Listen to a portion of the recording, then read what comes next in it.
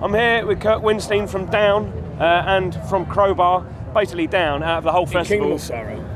Exactly. There you go. He's the pedigree. God knows what else. The pedigree of this band is unmatched in the whole lineup. So I saw you here 3 years ago, I think it was. 2. And you were playing 2, and you were playing early on. No, it was 3. It was 3. Correct, Yeah. Yes, sir.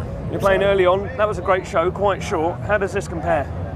Well, it was not quite as sunny, but it was. I mean, it was great. I mean, we didn't know what to expect last time. We enjoyed, I mean, the good thing about last time is we were the first chords they even heard, so we actually had a really good set. People were fresh, and I mean, they were great today. Do not get me wrong; it was a very good set. We all enjoyed it. We, and thought we kicked ass. We had a fun set. It really, I guess, it's the same comparison. We're at Download. It's the same thing, man. It's good. It's an honor to be here, a pleasure. We're blessed to be here, and hopefully we tore you a new asshole. Thank you. Arsehole, sorry. That's right, you've done well now, that's good. All right, so what is this part of a tour? Are you doing European festivals? What are you up to? We're doing 11 headliners, 12 festivals, 18 countries, and I don't know how many days. But so you're all going to be tired by the end of this? I'm tired already. Do you keep fit? Because Phil does the old push-ups. I was keeping very fit. Excuse me, beer. I was keeping very fit, and I've got to get fit again when I get back home. I just talked to my girlfriend. Yeah, just going to gym twice a day. I'm like, Jesus. Putting you to shame. Yeah, I've got to get my ass back into the gym and get it. But I still have kept my weight down. I mean, I used to be this fucking fat. You are looking good, it has to be said. Thank you. What are you doing after? Well, we'll hook up. So, I want to talk a little bit more about the sound that you've got, because I mean, it's quite obvious that no one else at this festival quite sounds like you. You've got, as I say, not only have you got a pedigree, but the stuff you're into, the influences you're bringing to this, unlike anything else. How does it feel looking out to 16-year-old kids and playing the music that was made 20, 30 years before they were born?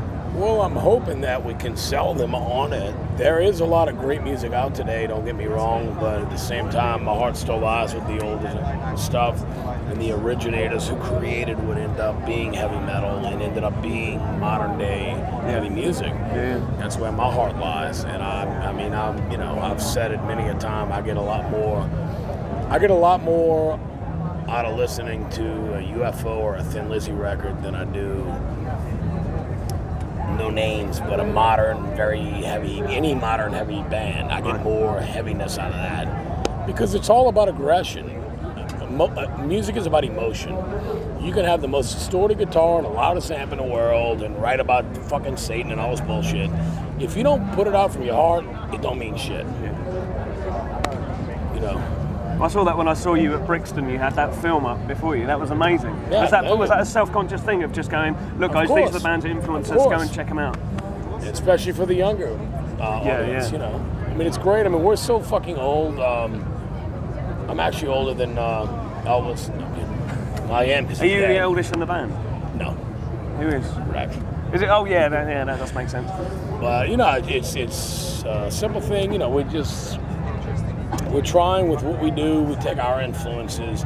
The only way we can be genuine is to take our influence. If we stop down and we all fucking did some stupid hairdo and did something different and did whatever, nothing against bands that do any of that, and started like a modern day sounding band, it would be fake. It wouldn't be real. Yeah. I mean, these guys are real because that's what they know. Yeah. Okay, but for us, it's different. We know Led Zeppelin and Thin Lizzy and Kiss and Wasp and fucking Saxon and Iron Maiden and Judas Priest, for God's sake. That's what we grew up on. Yeah. The riffs sound old. The riffs sound like an album from the 70s. Hopefully we're not ripping them off, but I know what you mean. They're supposed to. Yeah. Now the last album, Over the Under, that to me that had a slightly different sound to the previous two. Was that intentional? It seemed to be, I don't know, almost a bit more catchy, a bit more stadium-y, a bit more big sound. Was that? Would you agree with that? It wasn't intentional. We wrote a lot more songs that actually than what actually ended up on the record, right? Or the CD, I should say these days. I'm old. Or MP3. Oh, you know what I'm. Point is, it wasn't intentional. We wrote and recorded a bunch, and Philip said, "This is what I think. What do you think, guys?" We wanted it to flow like when we were kids and we put on fucking Van Halen 2 or something. It flowed as a record. We wanted it to be like that. So you know, Van Halen 2 didn't use songs from that record. They put a couple on Fair Warning or, Women Choice, whatever, same so deal. you're writing it as an album rather than a We just write.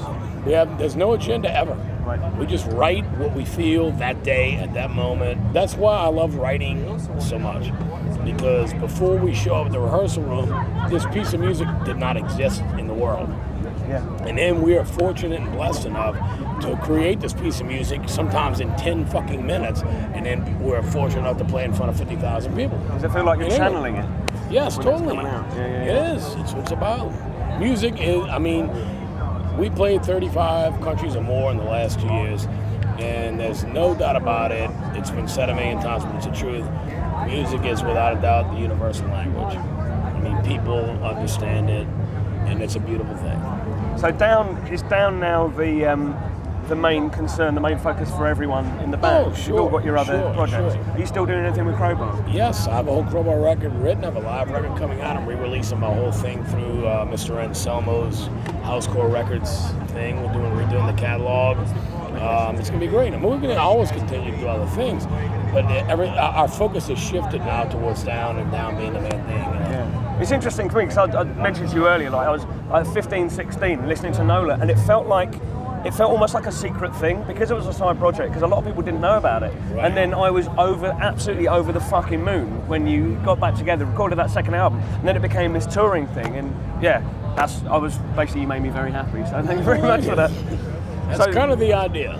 Yeah. Well, thank you very, very much. As I say, it's an honour to talk to you. This is Kirk Windstein. I'm Andrew O'Neill. Take care and keep it 70s. It's a real pleasure.